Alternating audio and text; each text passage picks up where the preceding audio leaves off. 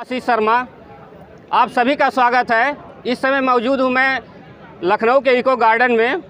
मेरे साथ BED-TET 2011 के अभ्यर्थी हैं, यहाँ धरना प्रदर्शन कर रहे हैं। हम तस्वीरों के जरिए दिखाना चाहते हैं कितनी बड़ी संख्या में यहाँ पे धरना प्रदर्शन कर रहे हैं। आखिर मामला ये 2011 का है।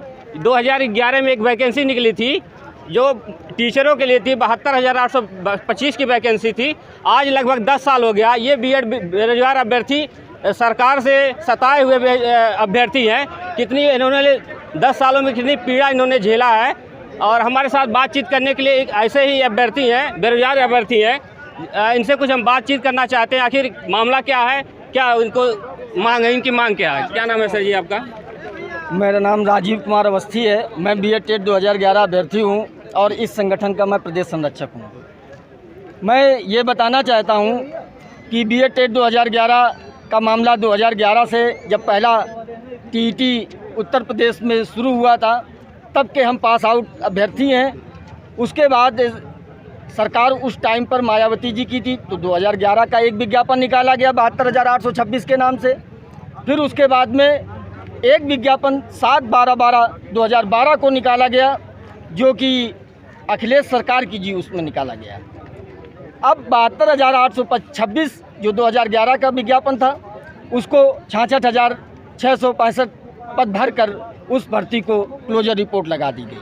फिर उसके बाद में 7/12/12 विज्ञापन आया। 7/12/12 विज्ञापन की एक दिन काउंसलिंग हुई।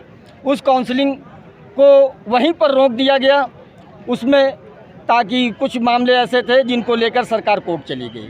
तो अभी सरकार से आप क्या मांग कर रहे हैं? तो मैं वही पूरी बात वहीं पर आपको बताना चाहता हूं। तो जब ये कोर्ट चली गई तो 25 जुलाई 2017 को इसका आर्डर आया और उस आर्डर में सरकार को पूर्णतः लिबर्टी दे दी गई कि आप इनकी भर्ती कर सकते हैं, ये लोग योग्य हैं, ये विज्ञापन सही है। लेकिन उस समय क्या हुआ, ये विज्ञापन माननीय सपा सरकार का था और जब आर्डर आया तो उस समय भाजपा सरकार आ गई। भाजपा जब हमने इस भर्ती को लेकर इलाहाबाद शिक्षा निर्देशालय में धरना किया तो सपा सरकार ने हमारे ऊपर बर्बरतापूर्वक लाठीचार्ज कराया, जिससे कि हमारे कुछ भाई आज तक लापता हैं, उनका आज तक नहीं पता चला। बहुत लोग घायल हुए।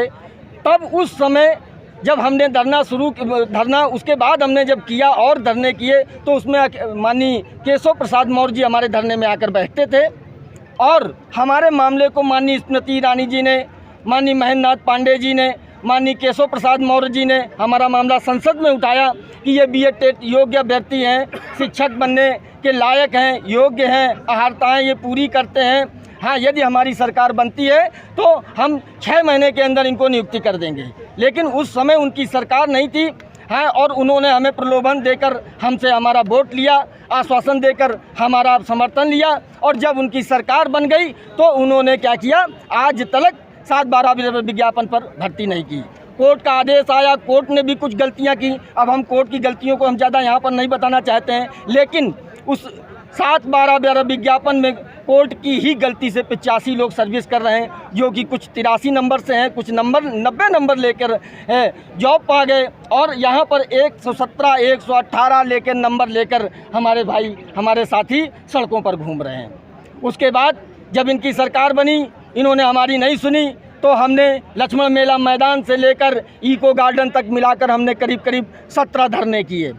5 सितंबर को शिक्षक दिवस पर हमने जब इसी इको गार्डन में धरना किया, 29 तो हमने भूख हड़ताल शुरू की। भूख हड़ताल में उसके बाद 27 तारीख को जब हमारी बात नहीं सुनी गई तो 27 सितंबर को हमारे ऊपर लाठीचार्ज कर दिया गया, जिसमें कि एक हमारी इलाहाबाद की बहन मुक्ता जो कि 7 माह की प्रेग्नेंट थी, उस पर लाठी पुलिस ने बर्बरतापूर्वक उसके ऊपर लाठीचार्ज करके उसको घायल कर दिया और फिर उसको किसी भी अस्पताल में एडमिट होने का मतलब ऐसा फरमान हमें लग रहा था सरकार की तरफ से था कि उसको कहीं भर्ती नहीं है। फिर हमको बड़ा प्रयास करके उसको भर्ती कराना पड़ा। लेकिन उसी जब लाठीचार्ज से ये सरकार पूरी तरीके से दबाव में आ गई और इसने क्या किया, 30 सितंबर 2018 को एक कमेटी का गठन कर दिया। ये कमेटी माननीय मुख्यमंत्री जी के आदेश से माननीय दिनेश शर्मा की अध्यक्षता में ये कमेटी गठित करी गई, जिसमें कमेटी में प्रमुख सचिव न्याय, प्रमुख सचिव बेसिक, प्रमुख सचिव आय, ये उसमें रखे गए। ताकि ये सारे लोग इस वजह से इकट्ठे किए गए कि इन्होंने, सरकार ने कहा कि हम आपके लिए रास्ता कुछ ना कुछ निकालेंगे, हम आपकी नियुक्ति करेंगे। तो हम लोगों ने कहा कि उसमें इन सबको रखिए, ताकि कल को ये ना हो कि इतनी बड़ी वैकेंसी की हम भर्ती करेंगे, इनको हम तनख्वाह कहाँ से देंगे। तो आय भी होना चाहिए, न्याय की कोई प्रक्रिया में कोई बाधा ना आए। तो इस वजह से प्रमुख सचिव न्याय को भी उसमें रखा गया। दिनेश शर्मा जी उसके अध्यक्ष थे।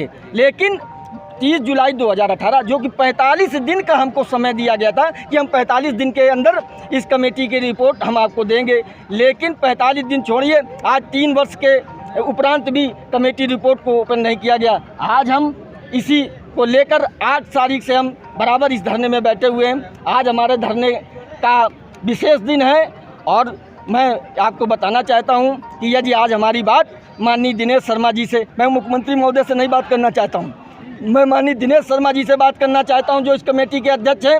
यदि वो आज हमारी 2 बजे तक बात नहीं करते हैं तो हमको मजबूर ना करें, हम यहाँ पर कुछ भी कर सकते हैं।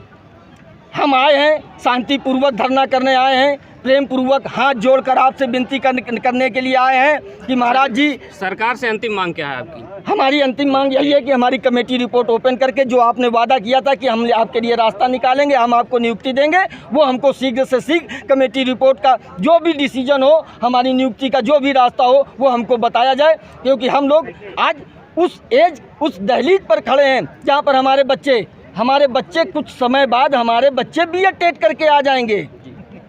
मैं इसी वजह से मैं माननीय योगी जी से, मैं सरकार से, माननीय दिनेश शर्मा जी से हाथ जोड़कर निवेदन करना चाहता हूं। हमारे इन अभ्यर्थियों की शक्लों को देखिए, हम प्रयास के, हमारा ये अंतिम प्रयास, हमको 2011 और 12 वैकेंसी के बाद में हमको किसी भी वैकेंसी में मौका नहीं दिया गया। हम लोग उसी वैकेंसी में, उस कोर्ट और उस कचहरी, उस धरना के चक्कर में आज 10 वर्ष बीत गए। हम जाएँ तो जाएँ कहाँ? महाराज जी हम पे कृपा करिए। मैं आपका बहुत BEd टेट 2012 की आप नियुक्ति देते हैं तो BEd टेट 2012 आपको आजीवन वोट तो करेगा ही, कार्यकर्ता बन के आपके लिए काम भी करेगा। बस आखिरी विनती है कि हमारे साथियों को और हम लोगों को नियुक्ति दी जाए।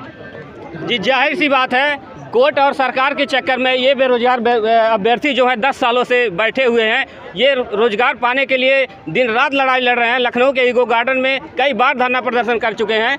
ऐसे ही हमारे कुछ महिला अभ्यर्थी हैं बातचीत करने के लिए। आज जानते हैं क्या कुछ कर रहे हैं। क्या नाम है आपका? ज्योति चौधरी। क्या आप सरकार से क्या मांग करती हैं आप? सरकार से हमारी यही मांग है कि जो हमारे लिए कमेटी बनाई गई थी 30 जुलाई 2018 को, जिसे अभी तक सार्वजनिक नहीं किया गया है, उसको जल्दी से जल्दी सार्वजनिक किया जाए और हमें बताया जाए, हमारी नियुक्ति का रास्ता ढूंढा जाए। हमें कुछ और नहीं चाहिए, हमारे लिए बस नियुक्ति ही आखिरी उपाय है और बस यही चाहते हैं कि उसको रिपोर्ट को सार्वजनिक किया जाए। क्या कहना चाहेंगे? मेरा नाम रेणु प्रजापति है और अपने संगठन की महासचिव हूँ। और योगी जी से करबद्ध बस यही निवेदन है कि हमारा पूरे साथियों का जो 290 करोड़ रुपया जमा है सरकार के पास, वो अब हमें उसका हिसाब दे, क्योंकि ये हमारे साथ बहुत ज़्यादा 10 सालों से सरकार ने बहुत ही छलकपट किया है, झूठ बोले हैं, हमको हमेशा आश्वासन दिया है। पहले तो अभी तक आश्वासन देती थी कि वो हमारे लिए कुछ करेंगे, 45 दिन का समय मांगा, कमेटी रिपोर्ट बनाई जो कि 3 साल पूरे होने को है, लेकिन अभी तक कमेटी रिपोर्ट भी उन्होंने सार्वजनिक नहीं की। और अब दूसरा नया झूठ बता दिया है कि हम फीस को वापस कर चुके हैं। तो जरा सरकार फीस को वापस किसको उन्होंने किया है, कहाँ कोई लिखित प्रमाण है, जरा वो हमारे सामने ला करके पेश करे कि उन्होंने हमारा 290 करोड़ रुपया डकारे बैठे और झूठ बोल रहे हैं। योगी सरकार को शर्म आनी चाहिए, शर्म नहीं आ रही है उनको। उन्होंने बिल्कुल बोल दिया हमें कि आपका पैसा वापस कर चुके हैं, आपके लिए कोई नौकरी नहीं है। ये कहाँ की योगी सरकार है? कैसे राजा है ये हमारी है? हम प्रजा हैं, हमने इन्हें राजा बनाया है, इनको अपना अधिकार दिया। वो चाहे तो वो आज हमारी नियुक्ति कर सकते हैं, लेकिन वो सरासर झूठ पे झूठ बोल रहे हैं कि उन्होंने हमारा पैसा वापस कर दिया। इनको बिल्कुल भी शर्म नहीं आ रही। हमें आश्वासन देते हैं, फिर पीठ पीछे वो हमको छुरी भोंक रहे हैं कि पैसा वापस नहीं हुआ। बस करबद्ध निवेदन यही है सरकार से कि उनके पास सारा रास्ता है, वो चाहें तो उनको बस एक कलम ही चलानी है, वो हमें हर हाल में, क्योंकि कोई बाधा भी नहीं है। हम लोग शिक्षित हैं, पीड़ित हैं, 10 साल से पीड़ा को झेल रहे हैं। करबद्ध निवेदन है सरकार से, योगी महाराज से, कि आप हमारी नियुक्ति कीजिए, रास्ता हमारे लिए निकालिए। अगर आप हमारे लिए रास्ता निकालते हैं तो हमने 2017 में आपको लाए थे और 22 में भी हम आपके साथ पूरे मन से खड़े मिलेंगे। जी, जाहिर सी बात है, यहाँ पे BEd TT 2011 के अभ्यर्थी सरकार द्वारा जो दिनेश शर्मा थे उनके अध्यक्षता में एक कमेटी गठित की गई थी। उस कमेटी को जो रिपोर्ट थी उसको सार्वजनिक करने के लिए यहाँ पे मांग कर रहे हैं। मैं आशीष शर्मा, नेशनल खबर 9 लखनऊ।